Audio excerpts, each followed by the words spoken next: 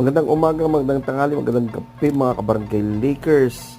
Practice po kanina umaga dito, Thursday po dito, April 18. Ang Lakers po sa kanilang facility sa UCLA para sa laban nila sa Nuggets sa Saturday 5:30 po, April 20.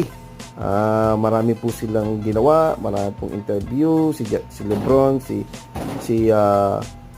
D-Lone, at ang mga iba pa, pati si Darvin Ham, in-interview sila tungkol sa laban nila at diniscuss nila po ang mga kung ano po yung mga preparation nila. At si Michael Malone po may mga sinabi rin po sa laban nila sa Saturday, at sasabihin ko sa inyo po yan later po. Meron po akong special report sa inyo tungkol dyan. Okay? Mga kabarangay Lakers, like, share, subscribe, and follow sa Facebook po. Pareho rin po yun. Barangay Lakers, LA Lakers po.